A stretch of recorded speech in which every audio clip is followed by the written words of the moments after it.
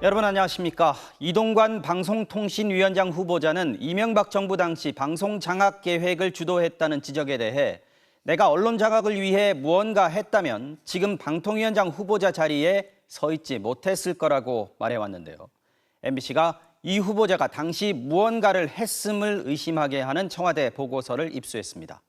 이동관 청와대 대변인이 보고자로 적시된 문서에서 그는 당시 이명박 대통령에게 MBC 경영진 교체를 위해 여론전을 펼치겠다고 보고한 걸로 나와 있습니다. 나세용 기자가 단독 취재했습니다. 지난 2009년 8월 24일자 이명박 정부 당시 대통령 서면 보고서. 이동관 당시 대변인이 보고자로 적혀 있습니다. 인터넷 매체 미디어워치가 특종을 했다며 대통령에게 보고합니다. MBC 100분 토론은 생방송 도중 시청자 의견을 전달하면서 일부를 임의로 고쳤다가 사과했는데 이후 사후 조치가 엉망이라는 내용이었습니다. 보고에는 MBC 대주주 방송문화진흥회, 시민단체 등과 공조해 이 사건을 여론화하고 향후 MBC 경영진 교체 및 개혁의 지렛대로 삼고자라는 문구가 적시됐습니다. 당시 여권 중심으로 재편된 박문진 이사진은 MBC 엄기영 사장 등 경영진 사퇴를 압박하고 있었습니다.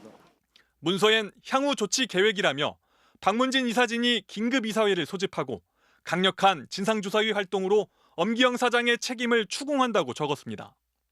또 조중동 등 메이저 신문의 보도 확산, 미디어 단체의 강력한 규탄 활동도 유도한다고 보고했습니다. 이후 청와대는 홍보수석실을 신설했고 이 대변인은 초대 홍보수석으로 승진했습니다. 지난 2017년 국가정보원 정치개입 수사팀 내부 보고서에선 이동관 홍보수석실이 MBC 경영진 교체를 주도했다고 잠정 결론냈습니다. 언론은 장악될 수도 없고 또 장악해서도 안 된다. 미디어워치 측은 당시 보도 과정에서 이동관 후보 측과 연락한 적 없었다고 밝혔습니다. 이동관 후보 측은 해당 문건은 자신이 직접 작성을 지시하거나 보고한 게 아니고 표지에 적힌 보고자는 부속실이 편의상 적은 것이라며 실제 대통령에게 보고됐는지도 모른다고 밝혔습니다. 이 문건은 이명박 전 대통령이 퇴임 뒤 무단 반출해 영포 빌딩에 숨겼던 3천여 개 문건 중 하나로 이번에 처음 공개됐습니다. MBC 뉴스 나세웅입니다. 이동관 대변인이 보고자로 적힌 이 보고서엔 당시 MBC에 대한 비판 여론을 확산시키고 이슈화하겠다는 계획도 담겨 있습니다. 특히 조중동 등 신문 데스크의 협조를 요청하고 미디어 단체들의 MBC 규탄 활동을 유도하겠다는 구체적인 내용도 담겼는데 실제 바로 다음 날 보수 성향 미디어 단체들이 MBC 규탄 성명을 낸 것으로 나타났습니다. 이어서 이유경 기자가 보도합니다. 이동관 대변인이 보고자로 적시된 2009년 8월 24일 대통령 보고서. MBC를 비판한 미디어워치 보도 이후 향후 조치 계획을 크게 두 갈래로 보고합니다. 먼저 기관들을 통한 압박. MBC 대주주인 박문진이 외부 인사가 참여하는 진상조사위를 구성해 철저한 진상조사에 착수하고 보도본부장과 담당 PD는 물론 작가와 퇴사 직원을 면담 조사하고 특히 엄기영 사장이 알았는지 여부와 책임을 추궁한다고도 적었습니다. 정권 개입 없는 독립적인 심의가 보장돼 있는 방송통신심의위원회가 즉각 재심의에 착수한다고도 보고합니다. MBC 비판 여론을 확산시킬 계획도 이어집니다. 조중동 등 메이저 신문의 보도 확산, 이슈화를 추진한다며 MBC의 부도덕성과 엄기영 등 경영진 책임을 강력 제기하도록 데스크의 협조를 구하겠다는 내용을 강조해 보고했습니다. 공정언론시민연대, 미디어발전 국민연합, 방송개혁 시민연대 등 보수 성향 언론단체의 MBC 규탄 활동을 유도한다고도 적었습니다. 언론을 권력이 공작의 대상으로 삼을 수 있거나 권력의 편에서 움직일 수 있다고 생각하는 아주 위험한 사고방식을 갖고 있어서 문건 작성 다음 날인 2009년 8월 25일 미발년, 공언련은 엄기영 사장이 사건 은폐를 가담하거나 묵인했다며 동시에 비판하는 성명을 냈다는 보도가 나왔습니다. 미발년 측은 이 사안에 대해 청와대와 연락한 적은 없다고 밝혔고 공언련 측은 기억나지 않는다고 밝혔습니다. MBC 뉴스 이유경입니다. 이와 별도로 MBC는 이명박 정부 시절 이동관 홍보수석실이 작성한 문건들에 대해 정보 공개를 청구해 일부를 받아냈습니다. 당시 홍보수석실은 YTN 등 보도 전문 채널의 보도를 매일매일 모니터링하며 보고했는데 비판적인 보도를 고치도록 조치했다는 내용도 담겨 있었습니다. 최고 권력기관인 청와대가 특정 보도를 두고 언론사에 연락을 해 조치를 취했다는 겁니다. 정상빈 기자가 취재했습니다. 지난 2009년 10월 YTN은 청와대 직원이 여성을 주먹과 발로 때리고 성폭행했다고 보도했습니다. 청와대 공무원이 20대 여성을 성폭행한 혐의로 경찰에 입건됐습니다. MBN도 택시기사 폭행 등 청와대 직원들의 기강회의가 심각하다고 비판했습니다. 각종 사건과 의혹에 잇따라 연루돼서 징계를 받는 사례가 잇따르고 있습니다. 두 보도 직후 이동관 홍보수석실의 YTN 보도리스트 문건, 두 기사를 문제라고 지적하면서 보도 자제를 요청했다고 돼 있습니다. 보도를 고쳤다는 보고도 있었습니다. 2009년 9월 MBN은 북한이 임진강 물을 갑자기 흘려보내 우리 국민 6명이 숨진 사건에 대해 우리 정부 조치도 부실했다고 비판했습니다. 우리의 재해 대응 체제는 총체적인 부실을 드러냈습니다. 보도 2시간 반 뒤 작성된 문건에는 총체적 부실이란 표현이 문제 내용이라며 앵커 멘트를 순화했다고 돼 있습니다. MBC가 확보한 66건의 문건에서 문제 제기했다, 사실관계 확인 등 신중 보도를 요청했다 등 모두 9건의 조치 사항이 담겨 있었습니다. 보도의 어떤 방향에 대해서 협조를 요청하는 것은 방송법에 규정된 방송 편성의 자유와 독립의 침해의 소지가 있어 보입니다. 박근혜 정부 당시 이정현 홍보수석은 KBS 보도국장에게 전화해 세월호 참사에 대한 기사를 빼거나 고치라고 요구했다가 기소돼 유죄 판결이 확정됐습니다. 이동관 후보자는 언론 동향을 살피고 소통하는 것은 통상적인 업무로 별도 지시나 보고 없이 실무진이 처리한 것이라고 밝혔습니다. MBC 뉴스 정상빈입니다. 방송통신위원회가 오늘 남영진 KBS 이사장 해임 건의안과 정미정 EBS 이사 해임안을 의결했습니다. 여권 추천위원 2명만 참석한 비공개 회의에서 의결을 강행한 건데요. 공영방송의 이사진 구성이 조만간 여권 우세로 바뀌게 됐습니다. 문다영 기자가 보도합니다. 방송통신위원회 전체 회의는 야당 추천인 김현 상임위원의 항의로 시작됐습니다. 월요일은 안건을 공유한 뒤 수요일 의결을 하던 통상적 관례를 뒤엎고 지난 금요일 공영방송 이사진 해임 관련 의결안을 일방적으로 통보했다는 겁니다. 위원장님이 23일 의결 끝나기 전에 뭔가를 쫓기듯이 하는 이유가 방송장악을 하려고 하고 있는 거라는 세상이 알아요. 방송장악 같은 거는요. 그렇게 말씀하시면 그동안에 그러면은 3대 2의 구조로 방송을 장악해 왔다는 말을 자인하시는 겁니까? 남영진 KBS 이사장은 공정한 심의 의결을 기대하기 어렵다며 김효재 위원장 직무대행에 대한 기피 신청을 냈지만 기각됐습니다. 결국 김현 위원이 퇴장했고 여권 의원 2명만 남은 비공개 전체 회의에서 남영진 KBS 이사장 해임 건의안과 정미정 EBS 이사 해임안이 의결됐습니다. 방통위는 남 이사장이 KBS 방만 경영을 방치하고 법인카드를 부정 사용한 의혹이 있고 정 이사는 TV조선 재승인 심사의 점수 변경 의혹으로 재판에 넘겨져 정상적인 직무 수행이 불가능하다며 해임 추진 이유를 밝혔습니다. 남영진 이사장과 언론단체들은 일방적인 공영방송 이사진 교체는 정권의 방송 장악을 위한 것이라며 강하게 반발했습니다. 모든 사항들은 이사회에 의결을 거쳐서 했기 때문에 저 개인에 대한 어떤 책임을 묻는다는 건 말이 안 됩니다. 방통위 건의에 따라 대통령이 해임안을 제거하면 남 이사장은 즉시 해임됩니다. 지난달 윤석년 이사에 이어 남 이사장까지 해임돼 그 자리를 여권 추천 이사가 채우면 KBS 여야 구성은 기존 4대 7에서 6대 5로 여권이 우세해집니다. MBC 뉴스 문다영입니다. 방송통신위원회는 동시에 MBC 대주주인 방송문화진흥회 권태선 이사장을 해임하기 위한 청문 절차도 진행했습니다. 권 이사장은 방통위가 사실과 다른 해임 사유를 제시하고 방어권도 전혀 보장하지 않고 있다고 강력 반발했습니다. 장슬기 기자가 보도합니다. MBC 대주주인 방송문화진흥회 권태선 이사장이 해임 청문에 출석했습니다. 방송통신위원회가 해임 처분 사전 통지서를 보낸 지 열 하루 만입니다. 권 이사장은 이 청문이 묘식 행위일 뿐이라고 강하게 비판했습니다.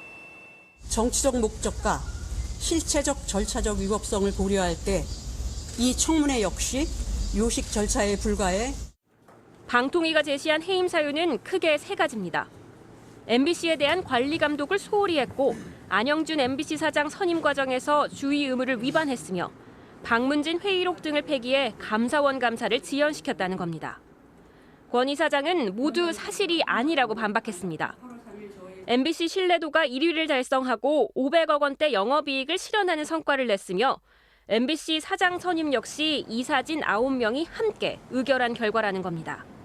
오히려 권 이사장은 해임 증거 자료와 청문을 모두 공개하라는 자신의 요구를 방통위가 거부했다고 비판했습니다. 또 방통위의 꼭두각시인 청문 주재자를 기피하겠다는 신청마저 기각해 방어권을 아예 무력화시켰다고 지적했습니다. 방통위는 저희 방어권을 철저하게 묵살하고 있습니다. 내 죄를 내가 알렸다 하는 식의 원님 재판을 하려는 것이 아닌지. 언론계에선 방통위가 권 이사장의 해임을 곧 밀어붙일 것으로 우려하고 있습니다. 박문진 이사진과 MBC 사장을 모두 물갈이하려는 수순이라는 겁니다. 공영방송의 사장을 해임시키고 인사권을 휘둘러서 친정부적인 그런 사람들을 전진 배치시켜서 총선에서 윤석열 방송, 국민의힘 방송을 하겠다라는. 앞서 방송통신위원회는 5.18 관련 발언 등으로 논란을 빚은 차기환 변호사를 어떤 공모 절차도 없이 박문진 이사로 이미 임명했고 김기중 현 박문진 이사를 추가로 해임하겠다고 사전 통지까지 마친 상태입니다. MBC 뉴스 장슬기입니다. 야당은 방통위의 이 같은 일련의 움직임이 이동관 후보자가 방통위원장에 취임한 뒤 손쉽게 방송 장악을 완료하기 위한 작업이라고 비판했습니다.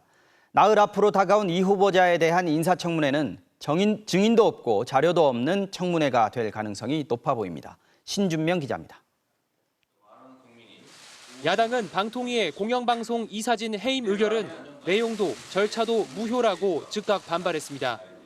방통위원 5명 중 2명이 비어있는 김효재 위원장 직무대행 체제에서 공영방송 이사 해임을 서두르는 건 이동관 방통위원장 후보자의 취임 이후를 위한 작업이라고 비판했습니다. 이동관 방통위원장 후보자의 6기 방통위를 위한 언론계 선배로서 꽃길을 다져주는 것 외에 무슨 의미가 있는가? 정의당은 오늘의 폭거는 방통위가 윤석열 수호대를 자인한 것이라고 평가했습니다. 이 후보자가 받고 있는 의혹은 방송 장악과 아들 학폭 무마, 재산 증식 등 크게 3가지. 학폭 무마 논란에 대해 이 후보자는 선도위원회를 열었다는 입장문을 냈지만 하나고 입장은 달랐습니다. 나흘 앞으로 다가온 청문회 증인으로 민주당은 당시 하나고 이사장과 교사 등을 요구했지만 국민의힘이 문재인 정부 초기 KBS와 MBC에서 물러난 사장들을 부르자고 맞서면서 증인 채택은 결렬됐습니다. 검증을 위한 자료 제출도 거부하고 있습니다. 강남 재건축 아파트 매매 과정에서 부인의 위장 전입 논란 등 재산 증식에도 의문이 있는데 국회 자료 제출 요구에 이 후보자 측은 46차례에 걸쳐 개인 신상 정보라는 명목으로 제출하지 않았습니다. 사생활 노출에 우려가 있어 제출하는데 어려움이 있을 양해해 주시기 바랍니다. 인사청문회 자료가 이 한 줄입니다. 어떻게 인사청문회 하라는 것입니까? 이 후보자가 4천만 원가량의 배당 소득을 올린 다음 해에 아들의 직장 건강보험에 피부양자로 이름을 올려 건강보험료를 내지 않은 적도 있었습니다.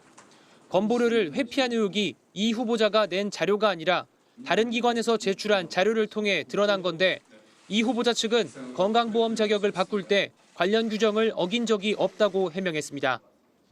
증인 채택 무산에 자료 제출이 거부된 채로 진행될 인사청문회에 대해 야당은 여권이 의도하고 있는 것으로 본다며 이 후보자를 위한 방탄청문회가 될 것이라고 비판했습니다. MBC 뉴스 신준명입니다.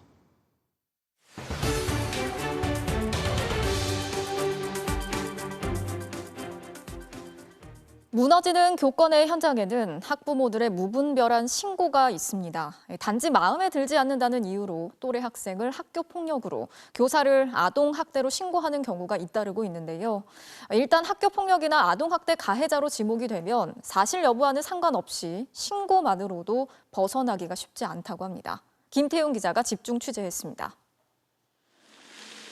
수도권의 한 초등학교 교사는 최근 학교 폭력 사건을 조사하다 학생의 손에 녹음기가 들려 있는 걸 발견했습니다. 학부모가 교사의 말을 녹음해 오라며 아이에게 들려보낸 겁니다. 녹음기를 들고 오는 아이가 손을 바들바들 떨어요. 엄마가 이게 부당한 일을 알면서도 나한테 녹음기를 채워 보냈다는 걸 아이도 느껴요. 아동학대죠. 이게 아동학대예요. 해당 학부모는 녹음된 내용을 꼬투리 잡아 조사가 불공정하다며 교사를 협박했습니다. 시청과 교육청에 진정서를 내고 검찰 고발, 언론사 제보, SNS 폭로 등 모든 수단을 동원하겠다는 거였습니다.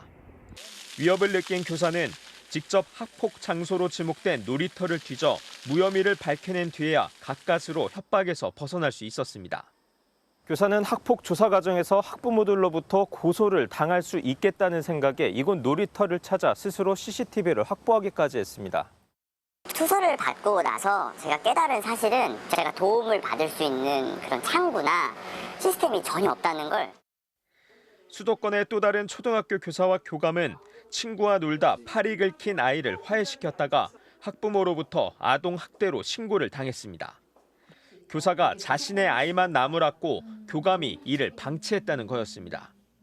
국민신문고 민원과 인권위 진정까지 제기한 학부모는 정보 공개 청구로 교감의 3년간 출근 기록과 출장 내역까지 요구했습니다. 2달간의 경찰 조사 끝에 무혐의로 결론 났지만 교사들은 극도의 고통을 겪었습니다. 너무 떨렸어요. 그때는 진짜 집에 가면 무조건 달리기 하고 다 잊어버려야 되겠다. 남발되는 학교 폭력 신고도 교사를 위기로 몰고 있습니다. 올해 초 수도권의 한 초등학교 학부모는 같은 반 아이가 눈빛이 마음에 안 들고 딴 아이들에게 자신의 아이와 놀지 말라고 말했다며 학교 폭력으로 신고했습니다. 제가 사람 조사를 하는 입장인데 제가 취조를 당하는 듯한 그런 느낌이고요. 우리 애 쪽에 불리한 얘기가 나오게 되면 나는 또 가만 안 있겠다. 가해자로 지목된 학생의 부모가 힘겹게 무고를 밝혀낼 증거를 찾아내자 해당 학부모는 학폭위 심의 하루 전 돌연 신고를 취소해버렸습니다. 괴롭힘을 주고 일상생활을 불가하게 하고 그리고 그냥 취소를 해버리면 그냥 이게 없는 건이 된다는 거에 어떻게 이런 제도가 있을 수 있지? 현장에서는 상대를 괴롭힐 목적으로 학폭이나 아동학대 신고를 남발하는 경우가 많다고 말합니다. 문제는 일단 아동학대 신고가 들어가면 교사는 학생과 분리한다는 명목으로 직이 해제되거나 휴직으로 내몰린다는 겁니다. 큰 소리로 말을 했기 때문에 위압감을 느꼈다. 이거 아동학대다라고 그때도 민원이 들어와서 그 선생님도 결국 휴직을 하셨거든요. 무분별한 신고로부터 교권을 지켜낼 제도가 마련되지 않는다면 누구라도 아무 잘못 없이 아동학대범으로 내몰릴 수 있다고 교사들은 입을 모읍니다. MBC 뉴스 김태윤입니다. 초임교사 2명이 잇따라 숨진 의정부의 한 초등학교에서는 두 교사의 사망 원인을 단순 추락사라고만 보고했습니다. 당시 유족들은 사망 경위를 사실 그대로 자살로 수정해달라고 요청했지만 학교는 이런 요청을 묵살했고 죽음의 이유를 밝히기 위한 사실 확인조차 거절했습니다. 결국 두 선생님의 죽음은 단순 추락사로 종결이 되면서 공무상 순직으로 인정받지 못하고 있습니다. 차주혁 기자가 취재했습니다. 학교에선 티를 낼 수 없었던 우울증. 김은지 선생님은 가끔 친구들에게 고민을 털어놨습니다. 은지 표현으로는 이 친구도 좀 영악했다라고 했어요. 이렇게 말을 한 거예요. 선생님 수업 되게 재미없어요. PPT도 그냥 재미없어요. 더 무서웠던 건 시도 때도 없는 학부모들의 항의와 민원이었습니다. 학부모들이랑 통화할 때도 되게 손발 벌벌 떨면서 받는다 얘기도 했었고 나는 그냥 교사랑은 좀 안 맞는 것 같다. 2017년과 2019년엔 2달씩 병가를 냈고 복직 뒤에는 음악과 영어 전담 교사를 맡았습니다. 음악 전담은 신의 한 수. 이렇게 행복해도 되나 싶을 정도. 당시 일기엔 이런 글을 남겼습니다. 하지만 자기 대신 담임을 맡게 된 동료 교사들에겐 미안함이 컸습니다. 원래 그 선생님이 음악 전담하셨으니까 역할이 바뀐 거죠. 자기는 너무 미안했다고, 민폐 아니냐고. 결국 2021년 자진해서 5학년 담임을 맡아야 했습니다. 여전히 우울증을 앓고 있었지만 교감은 그런 줄 몰랐다고 했습니다. 그리고 교육청엔 김은지 선생님의 죽음을 자살이 아닌 추락사로 보고했습니다. 6개월 만에 또 발생한 이영승 선생님의 죽음. 이번에도 학교는 추락사라고 했습니다. 추락사로 보고했다라는 부분에 대해서 뉴스 보고 처음 알았습니다. 저도 너무 충격을 받았고요. 사망 경위서가 제출된 12월 13일. 유족들은 순직 처리를 위해 추락사를 자살로 수정해달라고 요청했습니다. 경위서는 혹시 어떻게 보고가 됐는지 좀 알 수 있을까요? 제 추락사 그 이상은 쓰지 못했어요. 어떤 원인으로는 우리가 알지 못하니까. 수정을 좀 이렇게 해주실 수 있는 부분이 있을까요? 처남 유서가 발견이 돼서. 진실을 경위서에 좀 넣고 싶으신 거잖아요. 제가 알아본 다음에 전화 드릴게요. 돌아온 답은 없었습니다. 죽음의 이유를 밝히기 위해 학교에 사실 확인을 요청했지만 이마저도 거절당했습니다. 교감 선생님, 그러면은 제 처남의 죽음에 대해서 저는 누구랑 어떻게 확인을 해야 되나요? 그걸 왜 저한테 얘기하죠, 근데? 결국 두 선생님의 죽음은 단순 추락사로 종결됐습니다. 개인적 취약성으로 보여진다.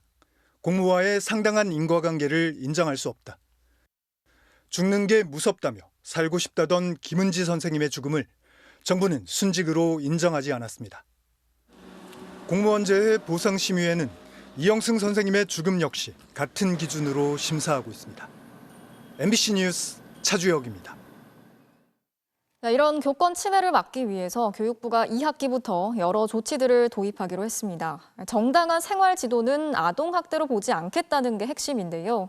학부모가 교사의 개인 전화로 민원을 제기하는 경우에 응대를 거부할 권리가 주어지고 피해 교사가 요청할 경우 교권보호위원회도 바로 열기로 했습니다. 전동혁 기자가 자세히 전해드리겠습니다. 교육부가 중점을 둔 건 학부모의 교권 침해를 막는 겁니다. 정당하지 않은 민원을 반복 제기하거나 의무가 아닌 일을 계속 강요하면 제재 조치를 가합니다. 지금은 학생이 전학 이상 징계를 받지 않으면 학부모에겐 서면 사과나 재발 방지 서약만 내려졌지만 앞으로는 출석 정지나 학급 교체 조치에도 학부모가 특별 교육을 반드시 받아야 합니다. 학생이 전학 조치를 받을 때 특별 교육을 의무화하도록 되어 있던 것을 그 출석 정지 이상일 경우에도 그 특별 교육을 의무화하도록 해서 학부모의 부담을 좀 더 높여나가는 것이 되겠습니다. 교사들이 악성 민원에 시달리지 않게 학교장 직속에 민원 대응팀을 꾸려 민원 창구를 일원화하고 학부모가 교사의 개인 휴대전화나 SNS로 제기한 민원의 경우 교사에게 거부권을 주기로 했습니다. 또 교권보호위원회 개최도 피해 교사가 요청하거나 교육 침해 신고가 있을 때에도 가능해집니다. 다양한 현장의 목소리를 집중적으로 듣고 이번 시안에 담고자 노력했습니다. 당사자인 교원뿐만 아니라 학생, 학부모의 의견도 균형 있게 반영하고자 했다는 말씀을 드립니다. 교육부는 특히 교사의 고의나 중대 과실이 아니라면 아동학대 책임도 면해주기로 했습니다. 조사나 수사를 할 때는 의무적으로 교육청 의견을 먼저 듣고 직위 해제 요건도 엄격히 적용합니다. 이를 위해 초중등 교육법과 아동학대법의 개정을 추진하기로 했습니다. 또 학생의 의무와 책임도 함께 강조하도록 인권 조례를 개선하는 것도 지원하기로 했습니다. 교육부는 이 같은 교권 보호 방안을 고시로 확정해 올해 안에 시행하겠다고 밝혔습니다. MBC 뉴스 전동혁입니다. 새만금 잼버리 대회가 지난주 K-팝 콘서트를 끝으로 폐영했지만 외신을 통해서 행사에 대한 불만이 계속해서 불거져 나오고 있습니다. 영국의 한 언론에서는 잼버리 대회에 참가했던 한 단원의 일기장 내용을 공개했는데요. 주최 측의 준비 부족으로 폭염에 무방비로 노출됐던 대원들의 고통이 생생하게 기록돼 있었습니다. 전재훈 기자가 전해드리겠습니다. 대원들은 점점 더 병들어갔고 우리는 그 대원들이 누울 그늘을 만들어야 했다. 새만금 잼버리에 참가했던 스웨덴 스카우트 대원들의 팀 리더 23살의 모아 매너스트램. 그는 일기장의 도착부터 철수까지 열흘간의 잼버리 생활을 기록했고 영국 가디언은 그 내용을 기사로 실었습니다. 스웨덴 팀의 야영은 첫날부터 고난이었습니다. 일정보다 하루 늦게 도착했는데도 캠프는 전혀 준비되지 않았습니다. 비가 오면 물에 잠기는 레드존을 배정받고 텐트를 설치할지부터 고민했다. 둘째 날이 되자 열사병 환자가 속출하기 시작했습니다. 텐트 안이 너무 뜨거워 아침 7시 이후에는 들어갈 수가 없었다. 대원 몇 명이 열사병에 걸리기 시작했다. 물이 없어 어지러움과 메스꺼움을 느낀다고 했다. 화장실 쓰레기통은 가득 차 넘쳐나고 남자 화장실 벽에는 대변이 묻어 있다는 얘기도 들렸습니다. The first is the sanitation. We were concerned that the toilets weren't being cleaned frequently enough. 셋째 날, 영국 대원들이 철수한다는 소식이 퍼지자 캠프에는 불안감이 빠르게 번졌습니다. 다음 날에는 미국 대원들까지 철수한다고 하자 도미노 철수까지 우려됐던 상황이었다면서 그나마 정부와 세계 스카우트 기구가 나서면서 화장실 문제 등이 좀 나아졌다고 적었습니다. 하지만 이후에도 닫혀있는 의무실에서 허탕을 치고 해열제도 모자란다는 흉흉한 소문까지 듣고는 완전히 지쳐버렸다고 합니다. 사람들은 이건 우리가 바랬던, 예상했던 게 아니야라고 말하기 시작했다. 그나마 야영지를 떠나 머물렀던 대학 기숙사에서 받았던 한국인들의 환대, 그리고 마지막을 장식했던 K-팝 콘서트의 에너지가 이들에게는 큰 위안이었다면서 일기를 마무리했습니다. MBC 뉴스 전재홍입니다. 이번 새만금 잼버리에서 중학생과 고등학생들만 참가할 수 있다는 규정을 어기고 초등학생을 참여시켰다는 보도를 전해드렸는데요. 이 보도 이후에 관련해서 제보가 잇따랐습니다. 확인을 해봤더니 초등학교 4학년인 10살 어린이까지 참여했고 이런 규정 위반을 한국 스카우트 연맹이 승인했던 것으로 드러났습니다. 박혜진 기자가 단독 취재했습니다. 어린 잼버리 대원들이 텐트 옆에서 V자를 그리며 기념사진을 찍고 있습니다. 몽골 텐트 아래 여러 명이 모여 음료수를 마시는 모습도 사진으로 남겼습니다. 새만금 세계 잼버리에 무자격 초등학생이 동원됐다는 보도 이후 비슷한 제보가 이어졌습니다. 그런데 이번엔 기준에 한참 못 미치는 10살짜리 어린이까지 참가시킨 사실이 추가로 확인됐습니다. 한 학부모는 10살인 초등학교 4학년 자녀가 이번 잼버리에 참여했고 영내 물놀이 활동 이후 더위로 힘들어해 야영장 밖으로 데리고 나와 따로 잠을 재웠다고 증언했습니다. 저희 숙소 잡아가지고 왔다 갔다 하면서 체험처럼 했었죠. 어리니까 한국 스카우트 연맹과 조직위원회가 함께 사용하는 내부 시스템에서도 2013년생 10살 초등학생의 새만금 세계 잼버리 참가 승인이 확인됐습니다. 자격 조건에 미달인 초등학생의 참여가 어떻게 승인된 걸까? 스카우트 지역 대장들은 한국 스카우트 연맹 고위직 간부를 지목했습니다. 원래는 안 되는 거거든요. 야영장으로 있는 라는 사람이 신청하라고 그렇게 얘기를 했죠. 이 간부가 한국 연맹이 책임진다며 어린 무자격 대원들의 참여를 독촉했다고 주장했습니다. 야영장에 있는데 그분이 이제 자기가 우리 대장 회의 때 자기가 책임질란다. 세계 스카우트 연맹의 규정과 달리 초등학교 6학년부터 참가할 수 있다며 참가 독려문을 보낸 한국 연맹. 나아가 참가 학생들의 초등학교에 참가 확정 안내문까지 보냈습니다. 하지만 이번에도 한국 스카우트 연맹은 초등학교 4학년생의 잼버리 참가는 모르는 일이라고 주장하고 있습니다. 저희도 모르겠어요. 고등학생이 들어왔는지는 초등학생 2013년짜리는 저희가 가지고 있는 명부에는 없고요. 잼버리 주무부처인 여성가족부도 이렇다 할 답변을 내놓지 못하고 있습니다. 아동 청소년 보호에 대해서 항상 중요하게 생각하고 지금 열심히 노력하고 있다는 말씀 드리겠습니다. 올해 2월 5차 모집을 끝낸 뒤에도 한국 대원의 참가가 3,000명을 넘지 못하자 규정까지 무시한 채 6차 모집에 나섰던 한국 스카우트 연맹.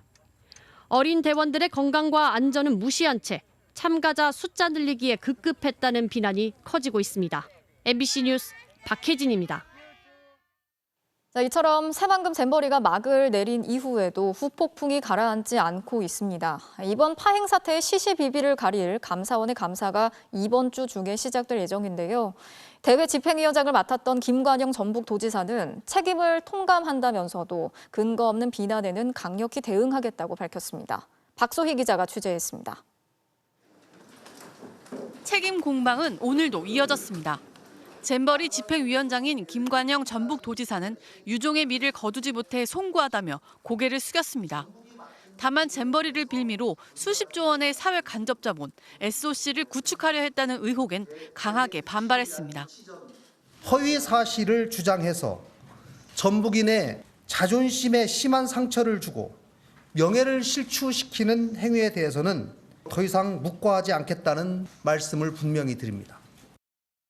주무부처였던 여성가족부도 책임의식이 부족했던 것 아니냐는 질의에 사실이 아니라고 강조했습니다.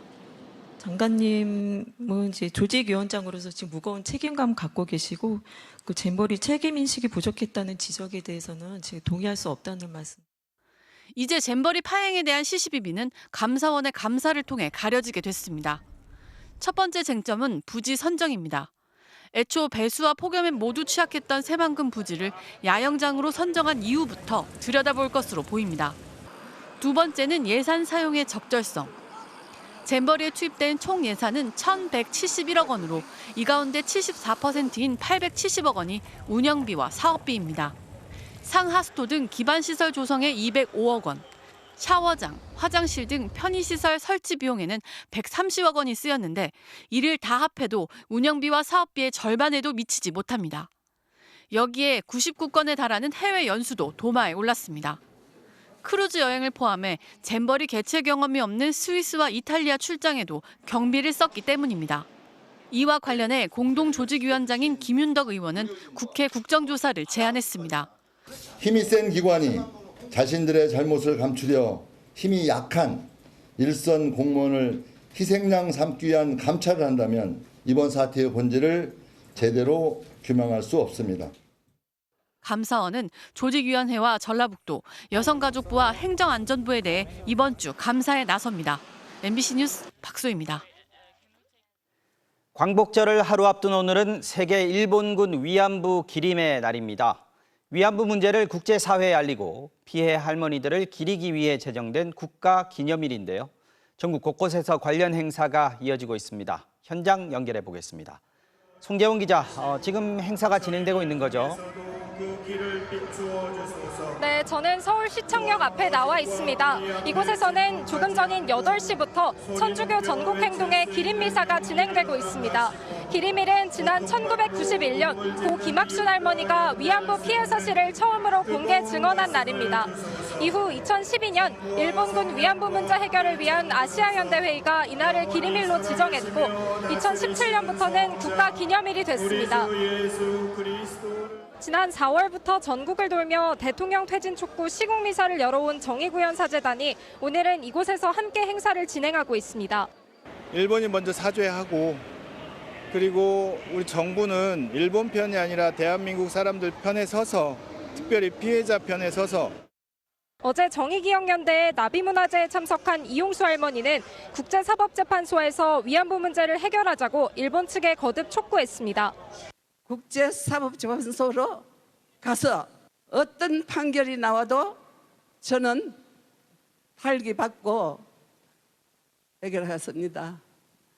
이거를 완전히 해결할 때 돌아가신 할머니들한테 가서 우리 대한민국이 해방됐다, 만세 부르다 할 것을 여기서 맹세합니다. 자, 이런 피해 할머니들의 아픔을 기억하고 추모하자는 건데 그 행사가 이곳뿐 아니라 전국 여러 곳에서 열렸다고요? 네, 그렇습니다. 크고 작은 행사들이 잇따랐는데요. 평화의 소녀상에 나비 모양 장식을 붙이고 고 김학순 할머니의 증언을 일부 대독하는 행사가 서울 강서구에서 열렸고요. 강원도 강릉의 3.1 독립만세운동 기념공원에서는 소녀상에 꽃목걸이를 전달했고 제주에서는 대학생 등 청년들로 구성된 평화나비의 기자회견이 진행됐습니다. 내일은 78번째 광복절을 맞아 종로 보신각에서 타종 행사가 진행됩니다. 인천문화예술회관 대공연장 앞 광장에서도 만세삼창 퍼포먼스 등이 예정돼 있습니다. 지금까지 서울시청역 앞에서 전해드렸습니다. 네, 광복절을 앞두고 윤석열 정부 세 번째 특별 사면이 단행됐습니다. 공직자 중엔 문재인 정부 당시 조국 민정수석의 비위 의혹을 폭로했던 김태우 전 서울 강서구청장과 이명박 정부 강만수 전 기획재정부 장관이 포함됐습니다. 횡령과 탈세 등 거액의 경제범죄로 처벌받았던 재벌 총수들도 경제 살리기를 명분으로 줄줄이 사면 또는 복권됐습니다. 송구민 기자가 전해드립니다. 지난 2018년 말 청와대 특별감찰반 소속 김태우 수사관은 조국 당시 민정수석이 친정권 인사의 감찰을 무마했다고 폭로했습니다. 조국 전 수석의 형사처벌로 이어졌지만 김 수사관 역시 비위에 대해 감찰을 받자 공무상 비밀을 폭로한 혐의로 기소됐습니다. 서울 강서구청장에 출마해 당선됐지만 결국 유죄가 확정돼 당선은 무효가 됐습니다. 윤석열 대통령은 판결 확정 불과 석 달 만에 김태우 전 구청장을 특별 사면 복권했습니다. 이명박 전 대통령의 경제 스승으로 불렸던 강만수 전 기획재정부 장관 역시 국가 사업에 외압을 행사한 혐의로 징역 5년이 확정됐지만 이번에 복권됐습니다. 정치 사회적 갈등 해소를 위해서 범죄의 경중과 경위, 국가의 기여한 공로 등을 종합적으로 고려하여 경제 살리기를 이유로 재벌 총수 등 12명도 특별 사면에 포함됐습니다. 500억 원대 횡령 혐의로 처벌받은 이중근 전 부영회장과 130억 원대 배임 유죄 확정에 이어 취업 제한 기간 50억 원대 연봉을 받아 논란이 된 금호석유화학 박찬구 명예회장 등 천문학적 금액의 경제 사범들이 사면 또는 복권됐습니다. 태광 이호진 전 회장은 간암을 치료한다며 보석된 뒤 술을 마시며 호화롭게 생활한 이른바 황제 보석 논란까지 있었지만 다시 구속돼 형기를 모두 채웠다는 이유로 또 복권되는 혜택을 누리게 됐습니다. 박근혜 정부 계엄문건 수사가 재개된 상황에서 실무자였던 소광원 전 기무사 참모장은 세월호 유가족 사찰에 대한 징역 1년형 확정 판결로부터 복권됐습니다.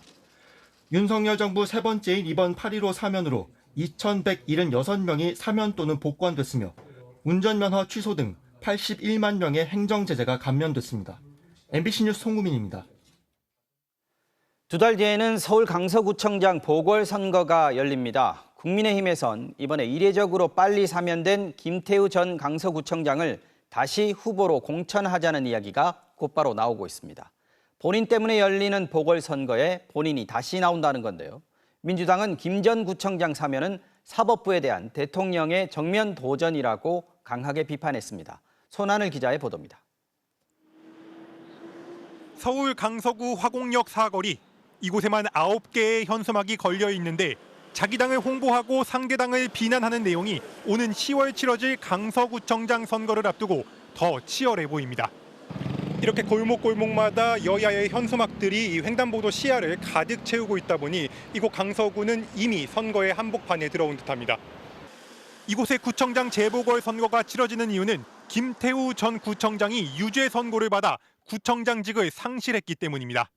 대법원 확정 판결 후 석 달 만에 사면된 김 전 구청장은 정치 재판을 바로잡아 주신 윤석열 대통령께 감사드린다고 했습니다. 그러면서 강서구로 돌아가겠다고 밝혀 사실상 보궐선거 출마의 뜻을 밝혔습니다. 당초 국민의힘은 보궐선거의 원인을 제공한 만큼 이번 보궐선거에 아예 후보를 내지 않아야 한다는 목소리가 높았습니다. 당 지도부는 공식적으로는 신중한 입장이지만 일각에선 김태우 본인을 다시 공천하자는 목소리가 나왔습니다. 특별 사면을 제가한 윤석열 대통령의 최측근으로 꼽히는 권영세 의원의 말이기에 무게감이 다릅니다. 여러 명 후보랑 비교해가지고 같은 조건에서 저는 같은 조건에서 만약에 경쟁력이 김태우 후보가 제일 낫다 그러면 저는 다시 낼 수도 있다고 생각을 합니다. 그러나 민주당은 김 전 구청장의 사면은 사법부에 대한 대통령의 정면 도전이라며 부끄러움을 모르는 대통령의 법 파괴에 분노한다고 비판했습니다. 출마의 길을 활짝 열어준 것입니다. 이렇게 사법부를 무시했던 대통령은 없습니다. 자신이 곧 법이라는 착각 속에 사는 것이 아닌지. 김 전 구청장의 유죄 선고로 인한 보궐선거로 40억 원에 육박하는 혈세를 허비한다며 김 전 구청장은 자숙하라는 지적도 나왔습니다. 정의당도 본인 귀책으로 치러지는 보궐선거에 본인이 다시 나올 수 있는 대명천지에 없는 일이 벌어지려 한다고 꼬집었습니다. MBC 뉴스 손하늘입니다. 윤석열 대통령의 부인 김건희 여사가 공개 활동 반경을 넓히면서 해외 교류를 대비한 트위터 계정도 만들었는데요. 공식 계정임을 인증하는 표식을 받기 위해 외교부까지 동원한 것으로 드러나면서 잡음이 터져 나왔습니다. 야당은 조용한 내조를 선언한 김 여사가 무슨 권한으로 외교부에 지시를 하느냐고 따졌고, 대통령실은 영부인 업무를 돕는 건 외교부의 당연한 업무라고 주장했습니다. 김민찬 기자가 보도합니다. 김건희 여사가 SNS로 외교 활동을 펼치기 위해 지난 5월에 만든 옛 트위터 X 계정입니다. 윤석열 대통령 배우자 김건희라는 소개글과 함께 김 여사 이름 옆에는 회색 체크마크가 있습니다. 미국 바이든 대통령 부인인 질 바이든 여사의 트위터 계정에도 회색 마크가 있습니다. 회색 마크는 트위터 본사가 공식 계정임을 확인했다는 표시인데 이 마크를 받는데 외교부 직원들이 동원됐습니다. 애초 트위터 측은 김 여사에게 인정 마크를 주는 것에 난색을 보인 것으로 전해졌습니다. 대통령 부인에게 정부 기관 대표자나 대변인을 인정하는 마크를 주는 게 맞는지가 애매하다는 게 이유였던 것으로 알려졌습니다. 이 과정에서 미국 샌프란시스코 총영사관까지 외교력을 동원한 것으로 확인됐습니다. 트위터 본사 측에 문의하기 위해서입니다. 트위터 코리아 대표가 직접 외교부에 상황을 설명하기까지 한 것으로 알려졌습니다. 저희가 공식 입장을 제가 말씀드리거나 그럴 수가 없어서. 외교부 내에서는 트위터 인증 마크를 받기 위해 외교부가 개입한 것은 처음 있는 일이라며 매우 이례적인 지시였다는 반응이 있었습니다. 야당은 조용한 내조를 하겠다고 선언한 김 여사가 무슨 권한으로 외교부에 지시를 하느냐며 국가 외교력을 남용한 것도 심각한 문제라고 지적했습니다. 한심하고 참담하고 충격적입니다. 김건희 여사는 대통령도 공무원도 아닌 민간인 신분입니다. 대통령 부인을 보좌하는 제2부속실을 폐지했지만 김 여사는 계속해서 활동 반경을 넓히고 있습니다. 대통령실과 외교부는 김 여사 트위터 계정은 도용 위험이 있어 관련 절차에 따라 진행했다며 영부인 업무에 정부 부처가 도움을 주는 것은 당연한 일이라고 밝혔습니다. MBC 뉴스 김민찬입니다. 8명. 작년 중대재해처벌법 시행 이후 모든 업종을 통틀어 한 업체에서 나온 가장 많은 사망자 수입니다. 아크로, 이 편한 세상 같은 고급 아파트를 짓는 DLENC, 옛 대림 산업입니다. 국회 질타도 노동부의 특별 감독도 소용없었습니다. 이번 달에도 보름도 안 됐는데 DLENC 건설 현장에서 2명이 숨졌습니다. 이재욱 기자가 보도합니다. DLENC가 시공을 맡은 부산 연제구의 아파트 재개발 현장. 지난 11일 창호 교체 작업을 하던 노동자가 6층 20m 아래로 떨어져 숨졌습니다. 이보다 8일 전인 지난 3일에는 서울 서초구의 고급 브랜드 아크로 아파트의 재건축 현장에서 물을 퍼내는 작업 중이던 노동자가 물에 빠져 숨졌습니다. 이달 들어서만 2명 사망, 모두 하청업체 노동자였습니다. 중대재해처벌법이 시행된 작년 1월 이후로 DLENC 현장에서 발생한 사망사고만 7건, 모두 8명이 숨졌습니다. 업종을 불문하고 단일업체 중 사망자 수가 가장 많습니다. 비정상적인 인명사고에 지난해 국회에 출석한 대표이사는 재발 방지를 약속했습니다. 좀 더 안전대 강화하고 방법을 찾아서 현장에서는 문제가 안 생기도록 최선을 다하도록 하겠습니다. 말뿐이었습니다. 그 후로도 3명의 노동자가 영원히 퇴근하지 못했습니다. 고용노동부가 특별감독을 벌이기도 했지만 죽음의 행렬을 멈출 수는 없었습니다. 결국 노동부가 오늘 DLENC 사망사고와 관련한 합동수사회의를 열었습니다. 이정식 노동부 장관은 모범을 보여야 할 대형 건설사에서 반복해 사고가 나는 것은 용납할 수 없는 일이라고 말했습니다. 지난해 3월 발생한 첫 사고가 결과를 내놓지 못하고 아직도 수사 중입니다. 그 사이 6건이 더 발생했습니다. 수사당국이 결론을 빨리 내리지 않는 것도 저는 큰 악영향을 미치고 있다고 생각합니다. 수사 책임자들도 그 책임감을 느껴야 되는 문제라고 생각합니다. 지난해 1월 중대재해처벌법 시행 이후 지난 3월까지 일터에서 발생한 692건의 사고에서 모두 724명이 목숨을 잃었습니다. 오늘 또 부산의 건설 현장에서 발생한 사고로 노동자 1명이 영영 귀가하지 못하게 됐습니다. MBC 뉴스 이재욱입니다.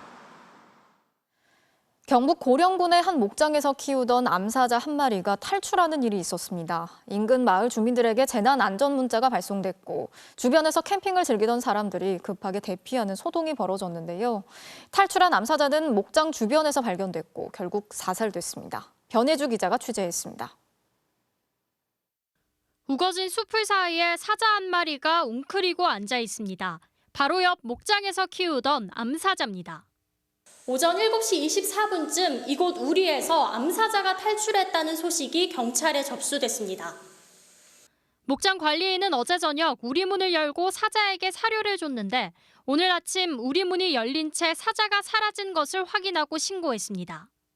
아니 밥 주고 청소하러 들어갔다가 그 문을 아마 반대편에 문이 열린 줄 모르고 그래서 아마 탈출이 됐다고. 사자가 탈출하자 인근 마을 주민들에게는 긴급 재난안전 문자가 발송됐습니다. 목장에서 300m 떨어진 캠핑장에도 비상이 걸렸습니다. 목에 피가 날 정도로 소리를 치고 다녔어요. 급해서 방송을 느긋하게 앉아서 방송한다거나 그렇게 할 여유가 없어서. 야영객 70여 명은 황급히 면사무소로 몸을 피했습니다. 여기 캠핑장 근처에 사자가 있다는 거는 상상도 못했죠. 다 애들도 있고 한데 개인 사유지로 이렇게 사자를 키울 수 있는지도 좀 이상했고 이게 실한가. 현장에는 경찰 120여 명과 소방대원 20여 명, 고령군 소속 엽사들이 출동했습니다. 사자는 수색 20여 분 만에 목장 바로 옆 숲속에서 발견됐고 곧바로 포획됐습니다. 사자가 그 주변에 앉아 있었습니다. 엽사 두 분이 오셔가지고 사살시켰습니다. 경찰은 목장 주인과 관리사 등을 상대로 사자의 탈출 경위와 과실 여부를 조사하고 있습니다. MBC 뉴스 변예주입니다. 자, 문제는 사살된 암사자가 몇 살인지, 언제 반입이 됐고 또 어떤 경로로 들어왔는지 아무도 모른다는 건데요. 이렇게 정보가 분명하지 않은 맹수들이 곳곳에서 사육되고 있지만 지자체와 환경당국은 서로 정보조차 공유하지 않고 있습니다. 한태영 기자가 취재했습니다. 목장에서 탈출한 암사자는 20살가량으로 추정됩니다. 국제멸종위기종 2급인 이 사자가 언제 어디서 반입됐는지 환경당국도 알지 못합니다. 당초 암수사자 한 쌍이 경북 봉화군 목장에 있었는데 지난 2008년 고령군의 목장으로 옮겨졌고 이 가운데 수사자는 지난 2016년 폐사했다는 것이 확인 가능한 기록의 전부입니다. 수사자 역시 반입 기록은 없는 상태입니다. 암수사자 모두 국제적 멸종위기종으로 관리해야 하는 법령 시행 이전에 우리나라로 반입됐기 때문입니다. 예전 같은 경우에는 그런 용도나 이런 것들이 명확하지 않게 이렇게 관리를 됐었던 적이 있대요. 이제 예전에. 탈출한 사자는 사육하는 주인이 최소 2차례 바뀌었고 현재 고령군 목장 주인은 이전 사육자로부터 사자를 넘겨받았지만 환경당국에는 양도 양수 신고를 하지 않았습니다. 저희도 어떻게 해결할 수가 없어서 그냥 보호하는 차원에서 지금 있는 거지 이걸 키우겠다고 키운 게 아니고 어떻게 처리할 수가 없었어요. 탈출한 사자의 전 주인은 지난 2019년 봉화군에서 사자 4마리를 더 사육했던 것으로 알려졌습니다. 사자 여러 마리를 사육한 이유는 확인되지 않았는데 해당 지자체는 이런 사실도 모르고 있습니다. 맹수 관리가 사실상 사각지대에 놓인 겁니다. 경상북도는 뒤늦게 대구지방환경청에 맹수를 포함한 멸종위기종 사육에 대한 정보를 공유해달라고 요청했습니다. MBC 뉴스 한태현입니다. 하와이 마우이 섬에서 발생한 산불 참사. 지금까지 확인된 사망자만 96명으로 늘었고 피해 건물도 2,700채에 달하고 있습니다.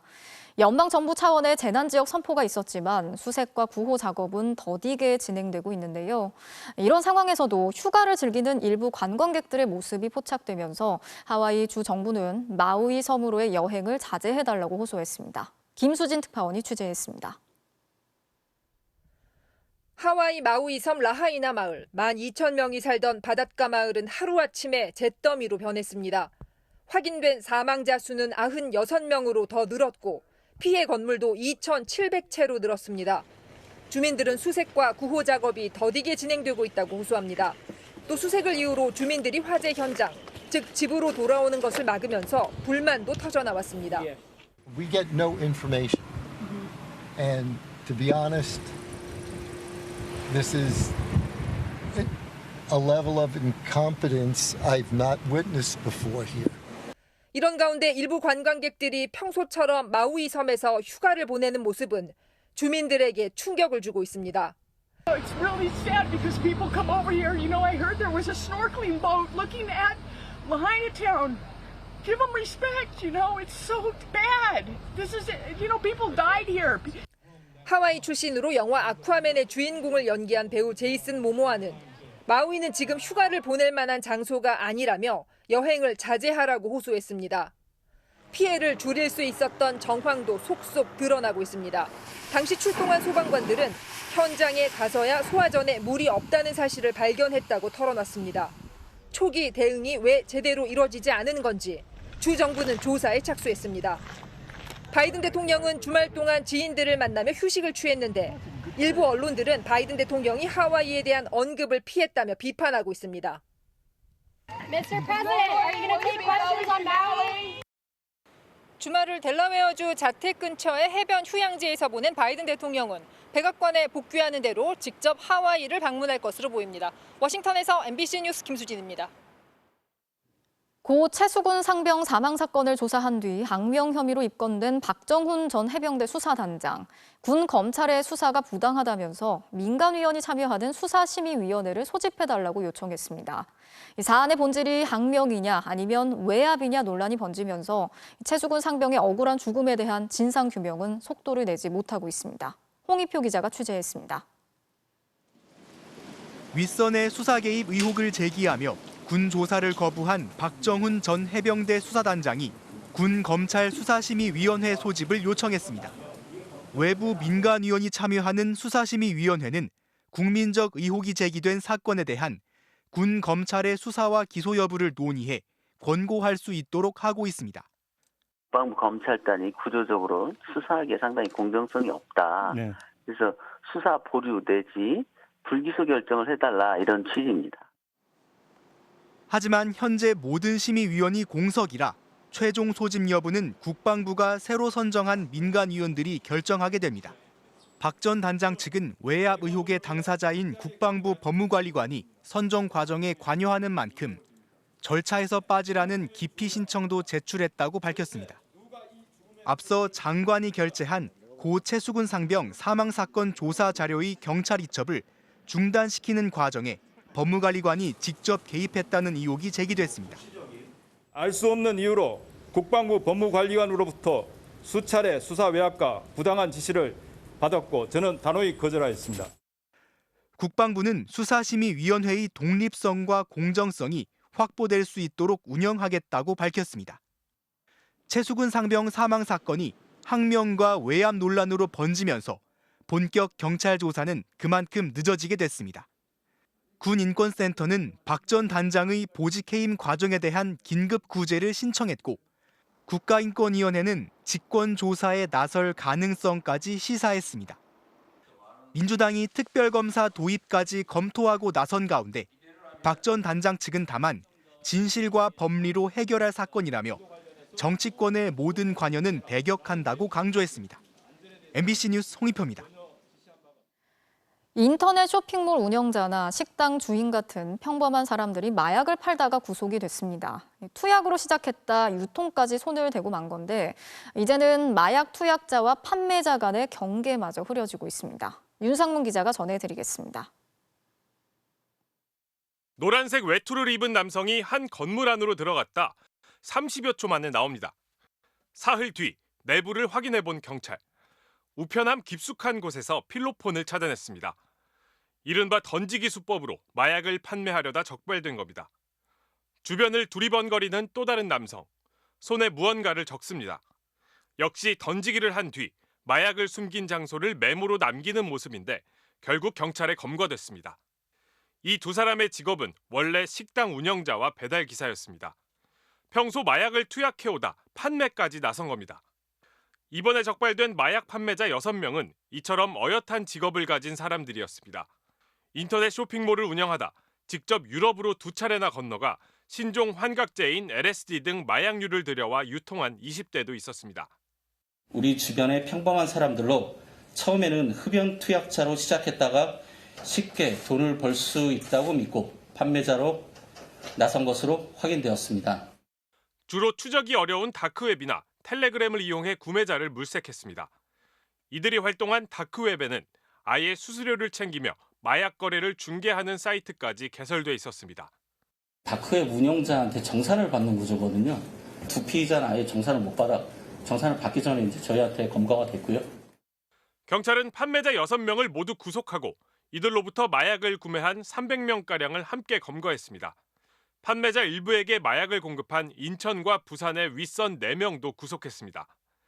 일상을 파고드는 걸 넘어 판매자와 구매자의 경계까지 모호해지는 마약 범죄. 경찰은 지난 3월부터 5달간 마약 집중 단속 결과 지난해 같은 기간보다 60% 넘게 증가한 1,300여 명을 검거했다고 밝혔습니다. MBC 뉴스 윤상문입니다. 김정은 북한 국무위원장이 엿새 만에 다시 군수 공장을 찾아서 전쟁 준비를 주문했습니다. 직접 장갑차를 모는 모습까지 공개했는데 북한의 이런 도발 위협에 대응해서 한국과 미국은 다음 주부터 대대적인 연합훈련에 들어가기로 했습니다. 장인수 기자가 취재했습니다.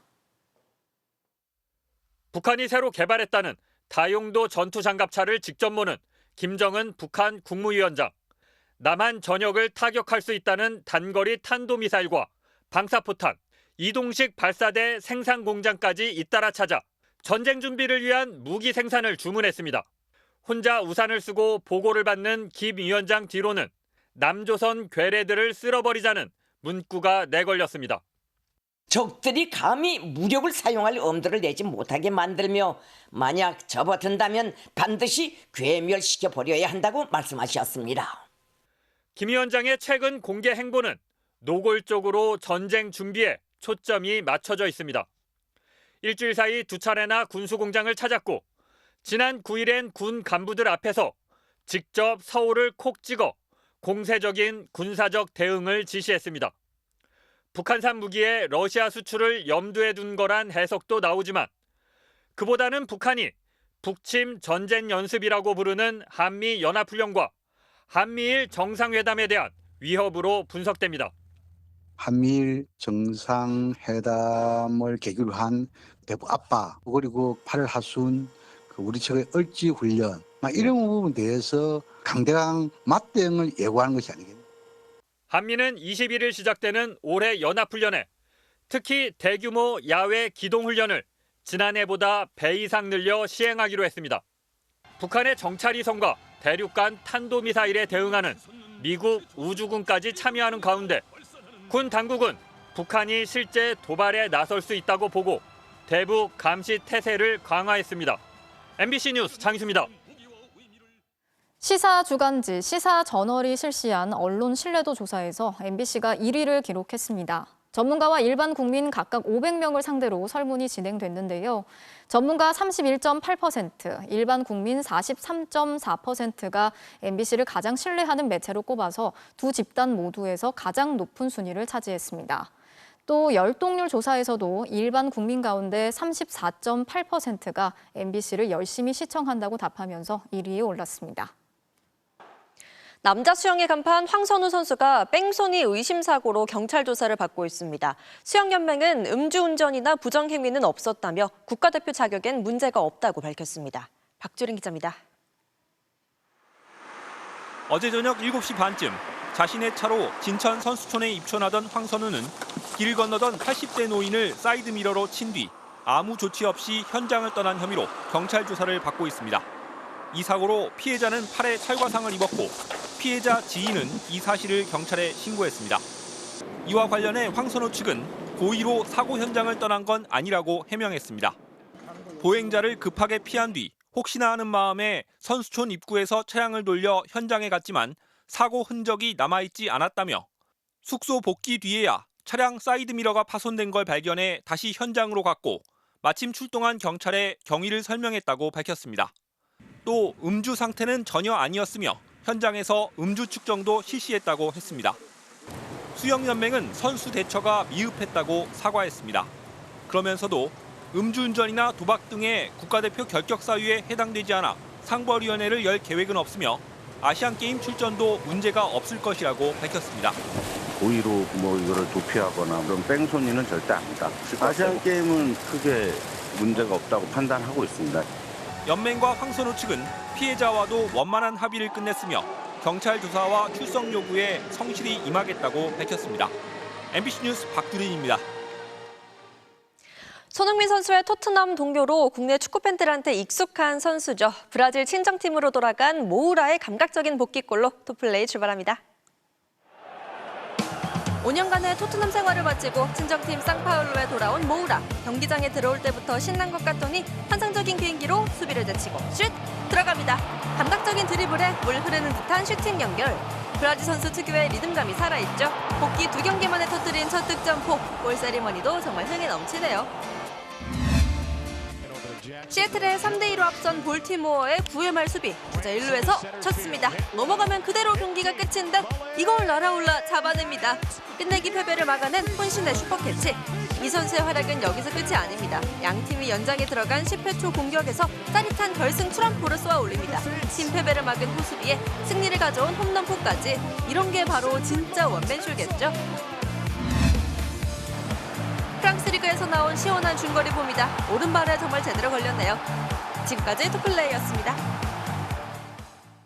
LA 다저스와 계약을 맺은 장현석 선수가 입단 기자회견을 열고 다저스 유니폼을 입었습니다. 커쇼처럼 다저스 1선발 투수가 되겠다며 당찬 각오를 밝혔습니다. 오늘 밤 스포츠 뉴스였습니다.